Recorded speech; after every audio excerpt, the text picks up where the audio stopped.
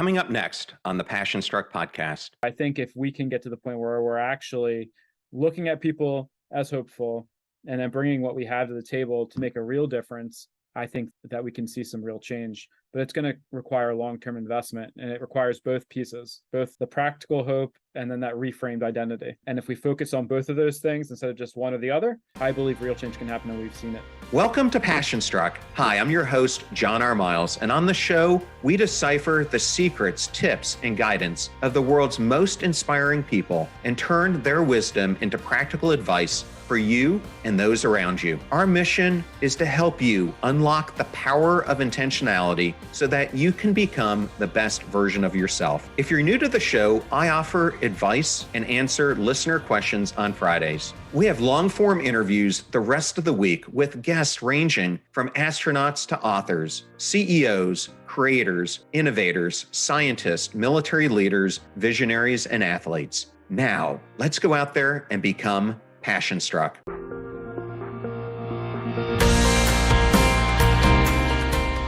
I am so excited to welcome James Belt to the Passion Struck podcast. Welcome, James. Thanks, John. I'm so excited to be here.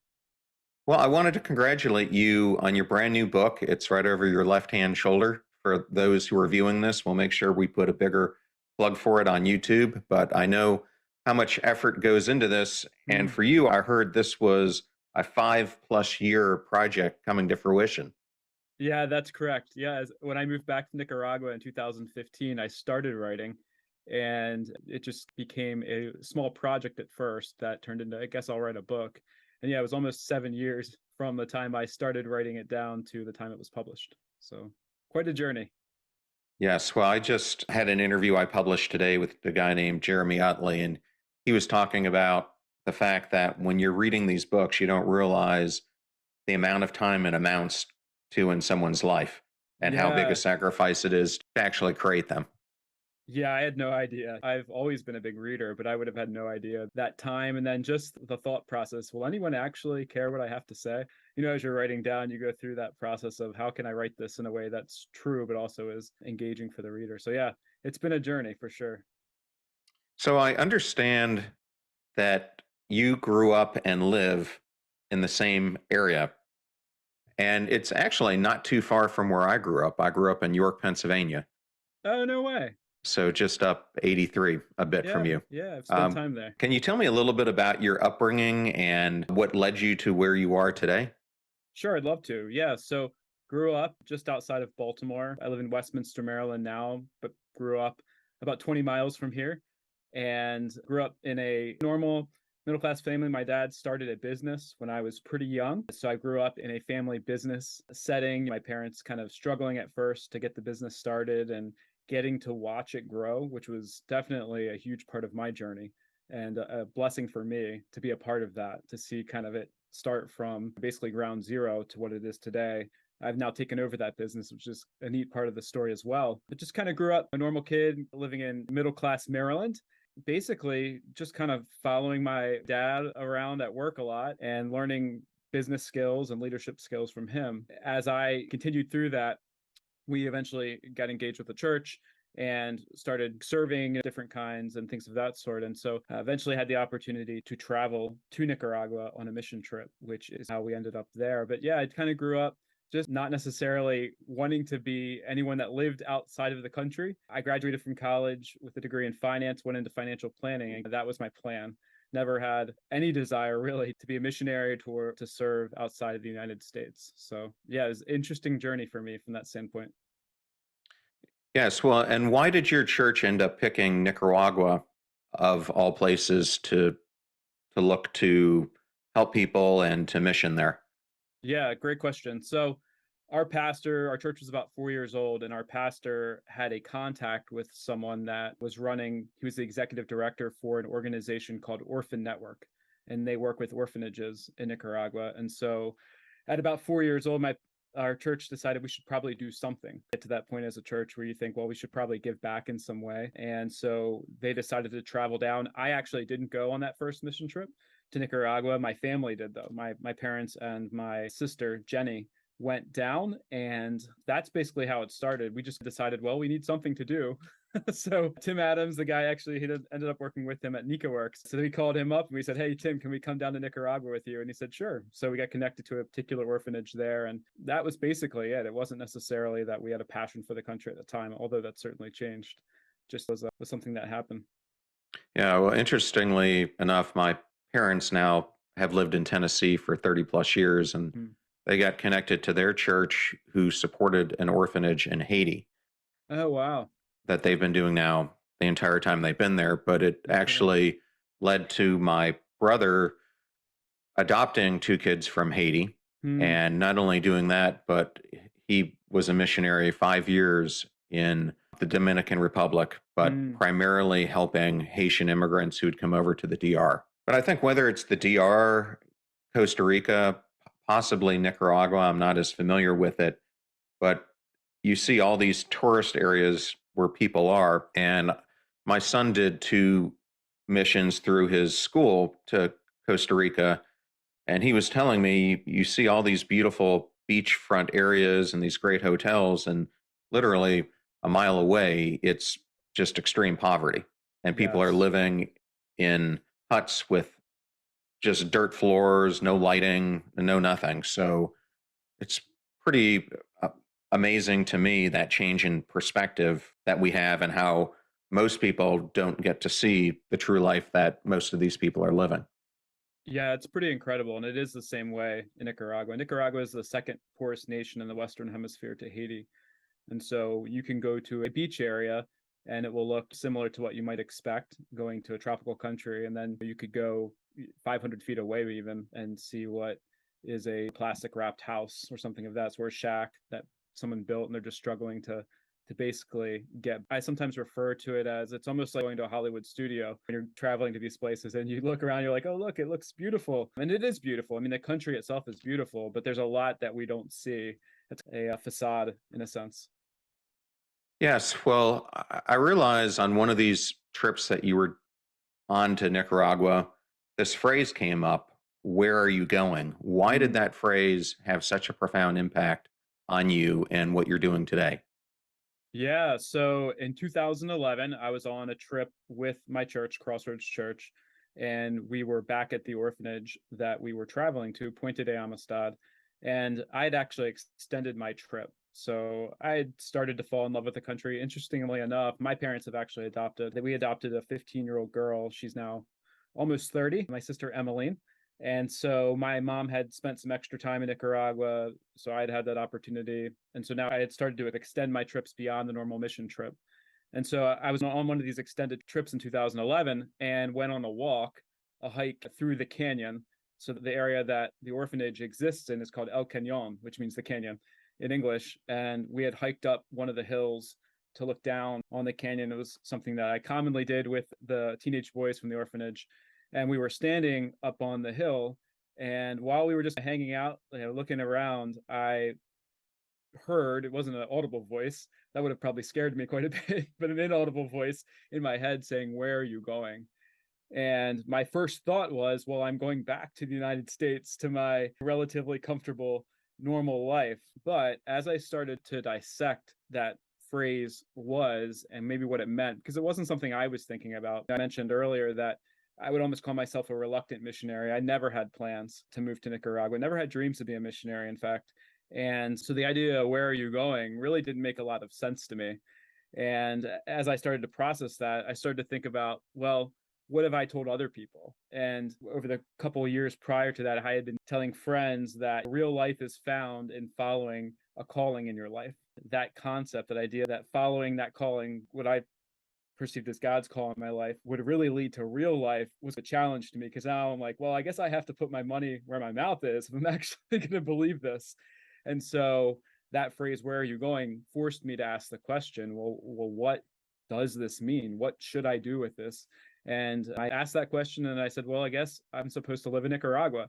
And it was a journey. And I wouldn't say I went kicking and screaming, but almost kicking and screaming to some degree. But I figured out, well, this is what I'm supposed to do for the next 3 years of my life.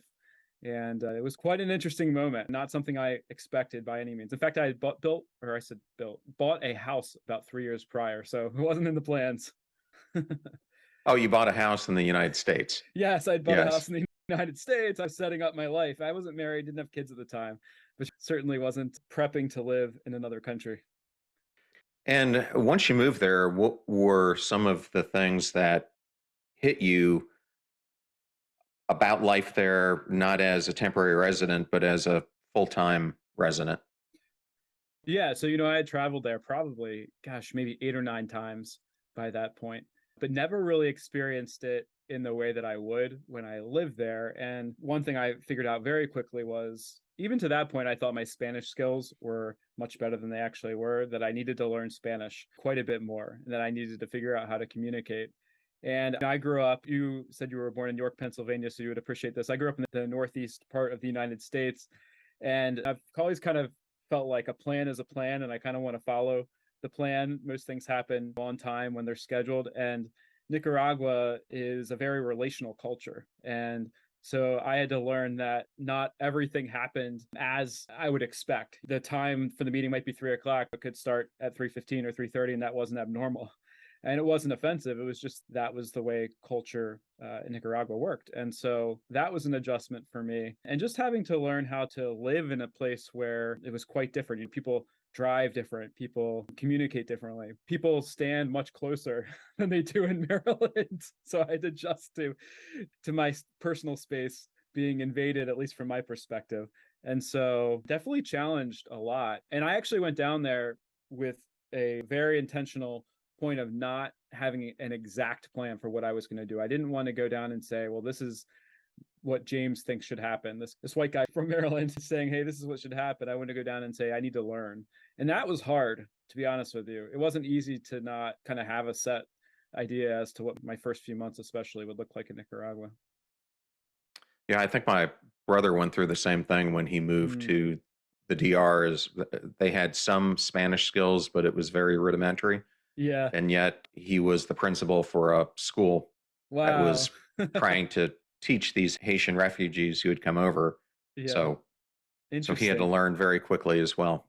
No kidding. Well, in chapter 2, you discuss an experience that you had that you learned through coffee farming. Can you explain why coffee farming turned out to be a whole chapter in your book? Sure. Yeah. It actually goes right to the statement I made just prior to this. So while my mom was living in Nicaragua on and off, it wasn't living there, but they were adopting my sister Emmeline. She had to spend extended time there. And so I had my first opportunity to go beyond the orphanage in El Cañon. So I went down and visited my mom, and I had to develop some friendships. And one of my friends said, well, hey, I'll drive you out to this remote area, this area called Boaco, which is kind of in the central, north central area region of Nicaragua. And you can meet some people that are farming coffee, as well as some artisans that are doing some work out there. So we drove out, and it's probably 3 hours from Managua, and we get out to this area called Pueblo de las Montañas. And it literally means town in the mountains. Very, very literal name for the town. And so we pull up, and it's just an adobe house, if you can imagine, really one room made into 2 rooms with a sheet. And that's where we stayed the night. So that was certainly an experience for me. One thing I tell people, and I mentioned in the book, is that when I woke up in the morning, I was laying on a cot, and literally there was a chicken head bobbing by me, which I certainly wasn't in Kansas or Maryland anymore. And so that day, though, we got to go out to this coffee farm, and just like you probably have seen on commercials, I think of maybe Folgers or something of that sort. Beautiful coffee farms with coffee trees in the mountains. It looked just like that. It was quite a neat experience for me. But after touring the coffee farms, we had the chance to talk to some of the coffee farmers that were part of this cooperative. And they were explaining to us that they were able to grow just whatever they would need basically for their family as far as coffee is concerned. They'd be able to grow it and sell it. The problem was they were only able to sell about 50% of what they were able to grow. And they really needed to find a bulk buyer. And I was in my mid 20s, didn't really know what I was doing. So I've heard myself say, I can help you. And so I was thinking, how hard can it be to connect coffee farmers in Nicaragua with Starbucks? So I proceeded to accidentally promise, which I figured out later was an accidental promise, that I would figure out how to connect them with Starbucks or something of that sort. And came back to the United States, and of course emailed Starbucks, and they said, well, here's the process. And it was about 20 steps, included sending beans in a specialized way to Switzerland. and that they had to evaluate it. And I'm thinking, well, I'm not sure I'm equipped for for all of this.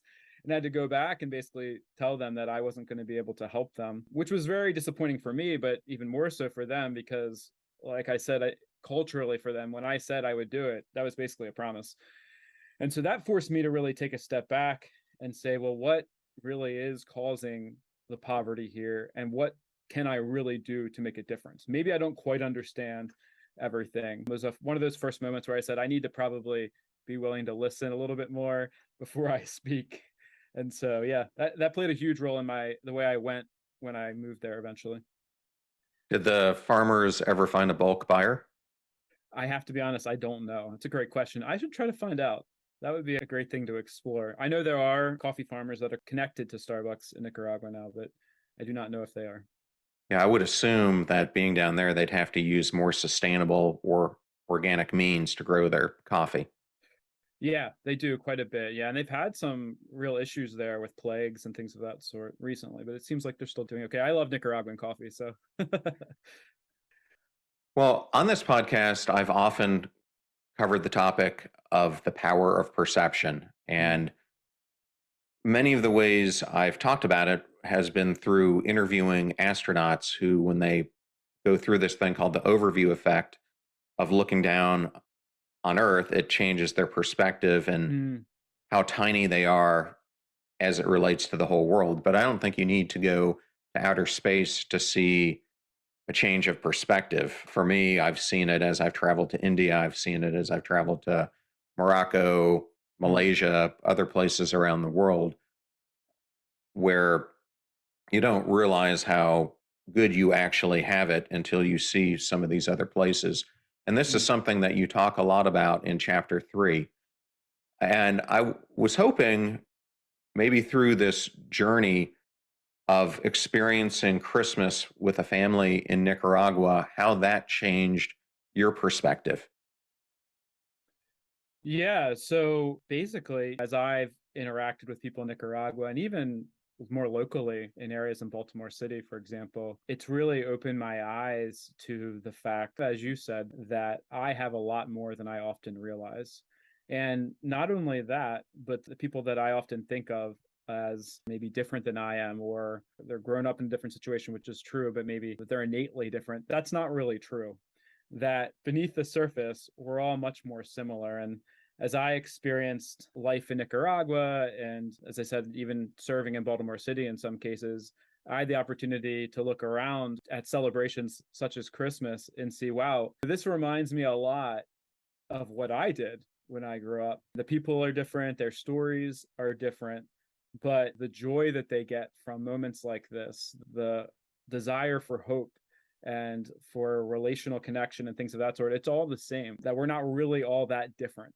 We might have different opportunities. Like I said, we might have grown up in different places with different stories, but in the end, there's a lot more that's the same about us than different. So it's definitely opened my eyes to that and made me ask the question, well, why are people in poverty? Why are people stuck in poverty? If they're more similar to me than different, what is it that's allowed me to not be in that situation while they seem to be stuck in it in some cases?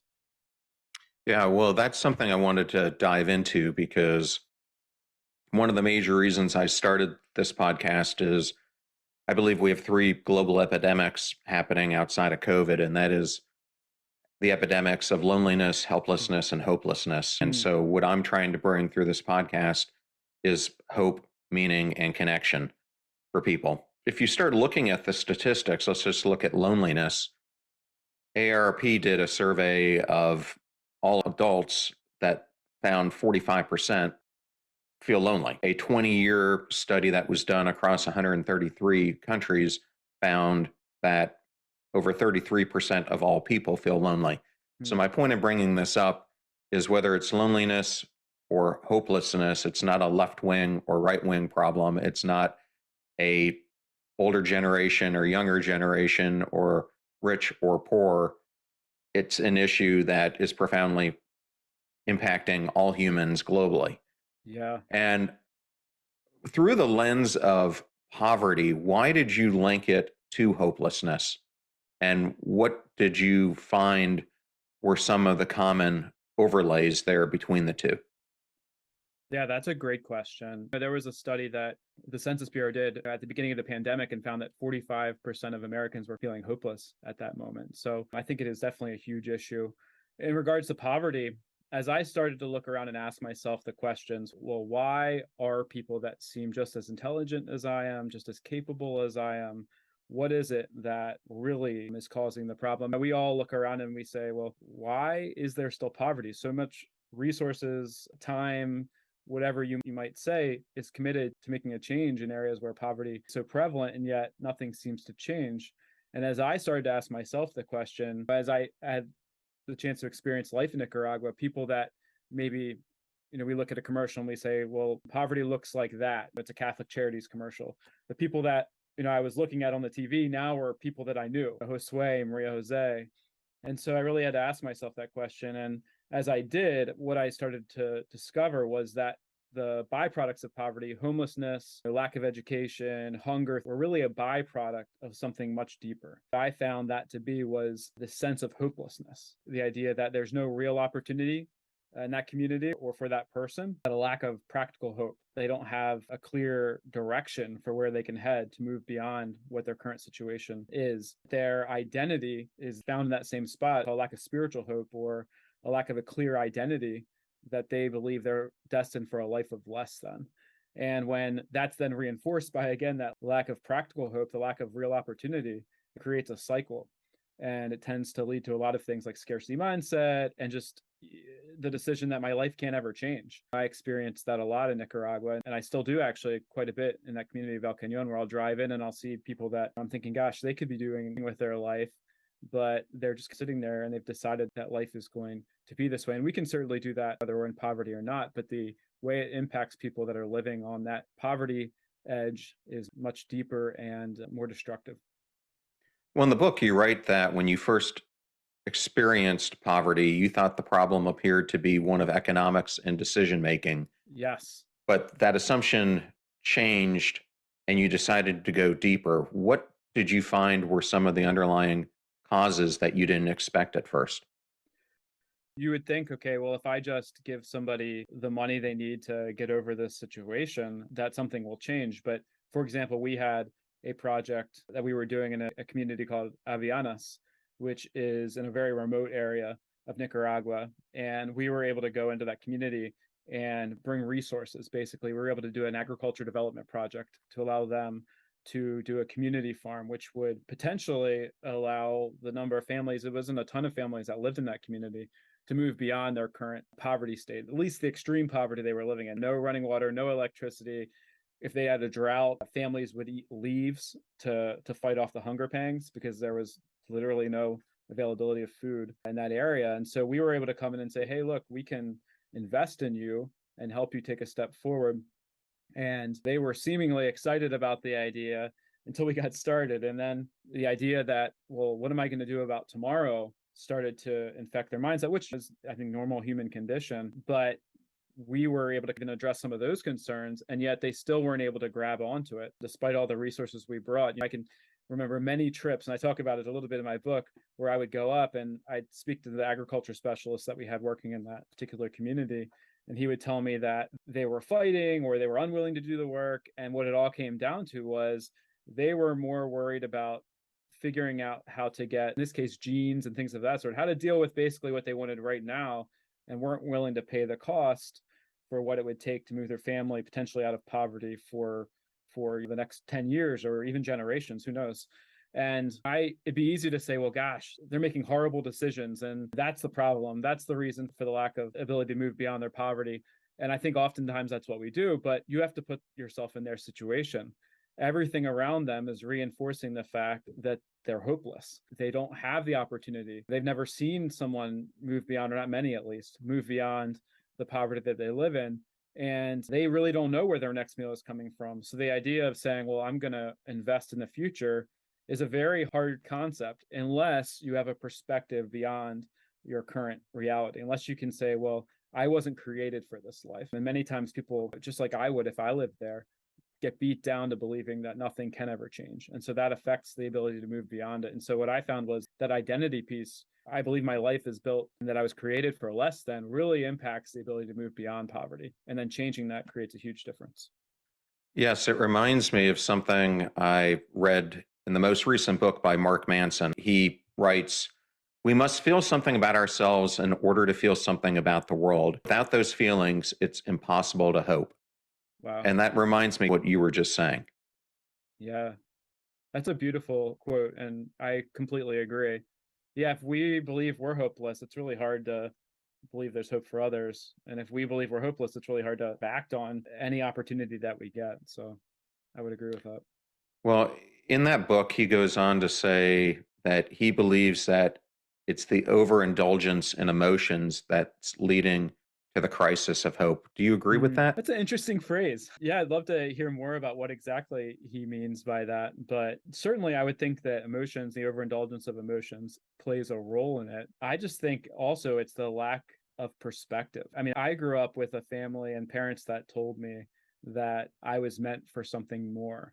I grew up with a grandfather I talk about in my book who wrote letters to me growing up, which I had no idea how important they were at the time. I'm a preteen kid and I'm like, oh, great, my grandfather wrote a letter to me. That's really nice.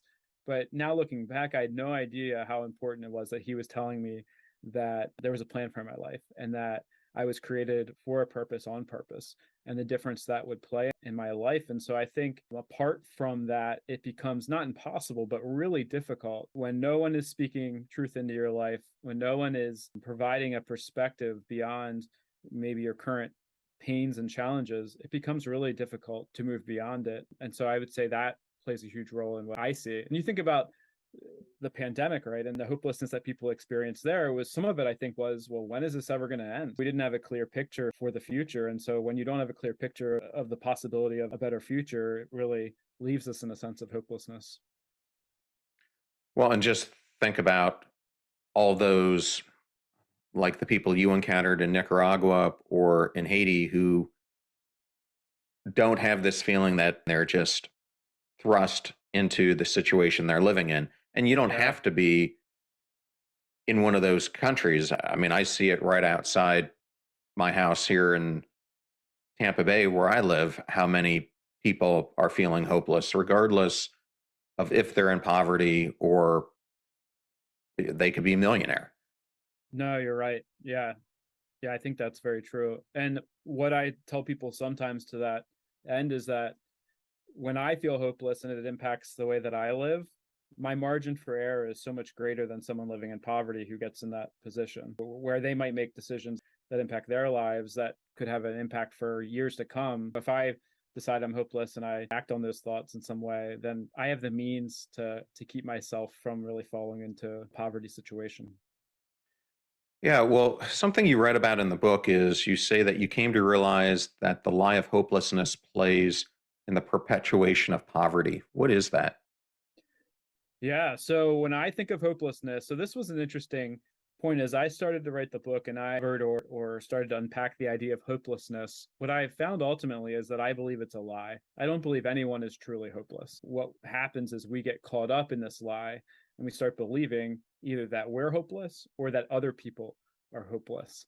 And so when I talk about how the lie of hopelessness perpetuates poverty, it's the fact that the person that's in poverty, they have the lack of opportunity. So that's part of the hopelessness. If we look at it as two sides, one of it is this practical element. There's no opportunity. Why it's a lie is there's plenty of resources that could be used to give that person an opportunity if somebody was willing to invest in them. But they don't see the opportunity and there isn't. So for them, it's a sense of hopelessness. And then they believe they're hopeless because everything around them reinforces that. And they've bought into this identity that their life is not going anywhere, that they are essentially hopeless. But in the end, I believe that's a lie because I don't think anybody was created to be hopeless. Again, I don't believe they're much different than I am. It's just that they've been not provided the same opportunity. And then that gets complicated by the fact that the people on the outside, people like you and me, we often look at people in poverty, whether they're in Nicaragua or in my case, Baltimore City, or in your case, maybe Tampa Bay, and we say, goodness, well, they seem like they're hopeless. And so we don't take the steps to create real change. We might do something that provides a momentary relief, of their problem. We give food or clothing, and not that those things are wrong, but we don't take the steps necessary to actually invest in people to create real change, to build relationships, to provide the resources needed to start businesses or education, things of that sort. So our perception of them as being hopeless affects the way we treat them. And again, it's a cycle of hopelessness that live hopelessness perpetuates. And so when we believe people are hopeless and then they believe they are, it perpetuates poverty. Well, I think the best follow on question to that is you spend a great deal of the book talking about how hope could be a lens to end poverty. Yes. So, based on what you have seen in the work that you were doing, what are some steps that we could take to use hope as a remedy for this situation? Yeah, I would say first, it's changing the way that we see poverty. I talk about this from an individual sense, but also you could look at it in the more general or macro sense that we look at how do we actually perceive people in poverty? Do we believe they're hopeful filled or do we believe they're hopeless? If we get curious, like I say, about that idea, that will maybe challenge some of our preconceived ideas about poverty and the people that live in it. And so if we can get to that point and say, okay, well, what do I truly believe? And I'm going to try to address my belief in that. I think really investing in people and being willing to be in it for the long haul. Addressing issues as big as poverty is not a 1 day, 1 year, even 1 decade type of problem. It takes a long-term investment and a commitment. I mean, you think about when somebody truly believes in you, it's not the person that comes up to you and says, hey, great job, I believe in you. It's the person that actually spends their life investing in you and following up with you and telling you that they believe in you. So a willingness to truly invest. And when I say invest, it can be emotional in that sense, but it can also be resources. And that's super important for people that are in poverty. Committing resources in a way, started a bike shop, for example, in Nicaragua called the Nica Bike Shop, which took into a significant investment. We send used bikes down and they sell them there. And that's created employment. It's created an opportunity for ownership for people in Nicaragua. But it was a step of saying, we believe in you and we're actually going to commit resources to it. So figuring out what the need is and then saying we're willing to invest in the long term, providing that practical hope and in a way that actually addresses and lifts that person, not just sometimes, for example, churches and things of that sort will provide that momentary relief, but not the long-term development relief. And so that piece of the puzzle, and then being willing to commit, like I said, for the long term of bringing what I would say a reframed identity to people. So not just providing the resources, but saying we'll actually walk with you and be a part of helping you get to that next level. Well, we believe in you enough to be a part of your life. And so that has been super important as well. So again, going back to this example of the bike shop, it wasn't, hey, we'll help you start a bike shop. And then we said, see, I'm still engaged in the bike shop today and still encouraging them and being encouraged, by the way, by them. And that, again, is an important piece because it helps to reframe that identity to say you were meant for something more. And so I think if we can get to the point where we're actually looking at people as hopeful and then bringing what we have to the table to make a real difference, I think that we can see some real change. But it's going to require long-term investment, and it requires both pieces, both the practical hope and then that reframed identity. And if we focus on both of those things instead of just one or the other, and it doesn't mean that we have to do it all, but if we're saying, well, are these two elements present in that situation, I believe real change can happen, and we've seen it happen in Nicaragua. So, I wanted to ask a follow on question to that topic of Yeah. identities, which is how would you suggest to a listener who might be facing a crisis of hopelessness in their own life, how do they go about re-examining the narrative of their life? And in doing so, what will it allow them to change going forward? Yeah, I would say that it's looking back. I often think of replacing lies with truth in my life. That's the way I like to think about it in some senses. So I've done this for myself. It was going back and looking at my life and saying, well, how did I end up here? What is it that's really feeding this sense of hopelessness in me? Is it something someone said to me? I talk in the book about a teacher, a first grade teacher that actually told me that I was not very smart, basically. And then there were things that reinforced that concept throughout my life. And I needed other people basically when I was a young person to step in and say, no, that's not true, and be willing to invest practically in my life.